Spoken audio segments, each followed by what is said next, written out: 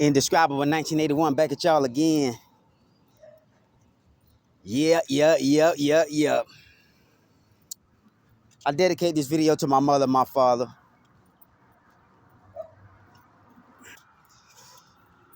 Because I had my mother and my father when I was growing up as a child.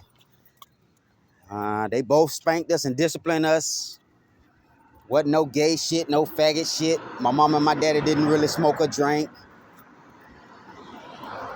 When they were younger, before they met, they told me stories about each of them.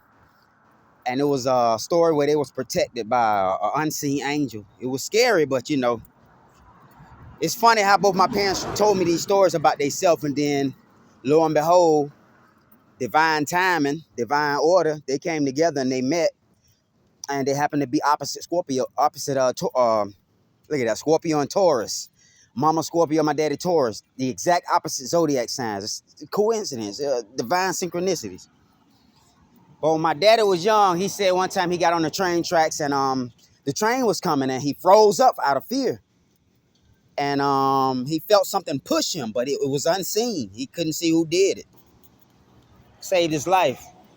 My mother, she went to walk down the street years ago. I don't know if she was about like 15, 16, and she was on her way home, but it was one street she was about to walk down. And at that time, when she was like 16, probably 1976, 77, there was a serial killer, a rapist, who was raping and killing women. She said she went to walk down this one particular street one night and she felt something pushing her back. She went to move forward and it kept pushing her and tugging her back. She went to move forward, it kept pushing and tugging her back. And before she knew it, she just went ahead and didn't go and walked home another way, only to find out the next day on the news that there was a girl raped and killed on that same street. So the angel probably was holding her back from that happening. Now, these two separate incidents with my parents before they even met each other. And here I am, I'm a child of these two. You feel me? So now I have my own children, but I'm not married. I'm proud of my daddy. Most people hate their parents. They may hate their mama. They may hate their daddy. Some people, they want to hate their mama so bad, but if that's mama, it's like you get over the hate because that's mama. You got people supposed to put their mama in jail, supposed to sue them. They can't do it because that's mama. You know, I understand that. But I also know right is right and wrong is wrong. You know what I mean?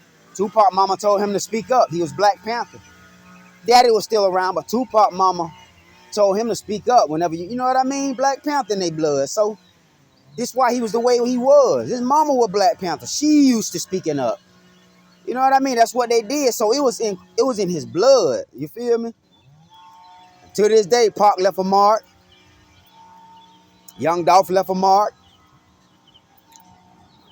Eazy-E left a mark. It's in our blood. You feel me?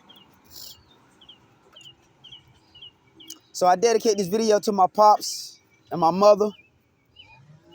Them some good parents I had, man. They sacrificed a lot. My mother didn't have her father growing up. She just had a stepfather and she didn't have brothers. So when it came to being married to my father, it was a lot of stuff. She, ain't no man on this, no that. You know, they used to fight at first and became Jehovah's Witness and they stopped fighting because HRS threatened to take us, you know, CPS back in the day. And it's like, okay. You know, and they got better and stuff. And even when they was going through problems in their marriage, all of us graduated high school, then they divorced. So it was like right on time, but my daddy never, he always stuck in there because my mama, she a tough character. Not saying she wore the pants in the family, but she's still female, she's still feminine. She just had her ways and she just, that's my mother, you know. And she helping me out to this day. And anybody mother or anybody helping them out to this day, always give thanks because you could have been in a worse situation. That's why it's not good to hate and be jealous of people, because if they making it in this life how they supposed to make it and you can't stand them, but they got God's hand over their life, I don't care what you say. I don't care what you do. You just going to start seeing them rising and you going to start seeing yourself, things not going good for you. Because you putting that out there for others. What you think going to happen back to you? You in the universe. You in the universal law that's unfolding and operating every moment. So don't think nothing ain't going to come back on you because you done a lot of dirt all your life. This is that year where karma hitting every fucking body who know they done did wrong and didn't want to change. Didn't want to change. And some people you can't save right now. I know it's people right now crying out, wondering if God hit them, or they ain't getting no answer from on the phone from no family members, no loved ones, no homeboys, no homegirls, because they done lived and done a lot of wrong, and they know it. And the pride and ego so far up there, they won't even come down and admit it. So it's almost like you got to deal with yourself on top of more of yourself. And once you learn to deal and correct yourself, then everything else in the world will go right. It ain't no everybody got to get right first and then I get right. No, because what if everybody leave you behind? You stuck to get right on your own any damn way. But I love my parents. I love my mama. I love my daddy. I'm grateful for my parents. They not married now, but they both still alive. They both live in their own home, and they still love God themselves. And I have good communication with both my mother and my father. And there was 6 of us. 2 boys, 4 girls in the middle. My brother last, I was first, 4 girls in the middle. You feel what I'm saying? And I actually got a sister going through something right now. She had texted me something a couple of days ago, and I never heard it that way. She said, bruh, it's not your responsibility to magnify your shortcomings. And I thought about that. I said, in a way, she right. It's not my responsibility to magnify my shortcomings or limitation, but it is my responsibility to be accountable, and it's my responsibility to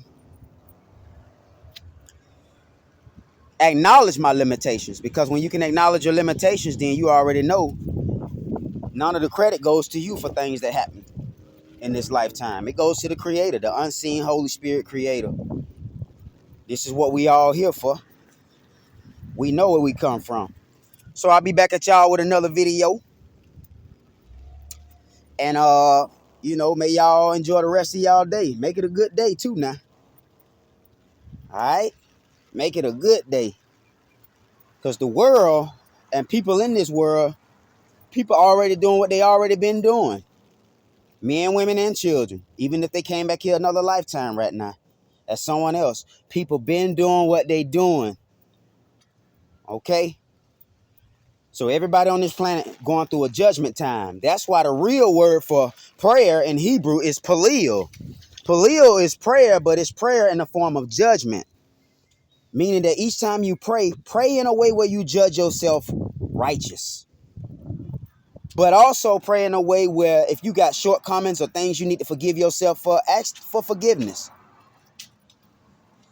Then you correcting yourself so that your reality can get corrected through yourself as well. Love my mother and my father. Y'all love y'all parents no matter who they were. You still came here for a reason. Even if your parents gave birth to you and died off that same day, you still here for a reason. You just came through them. I love y'all.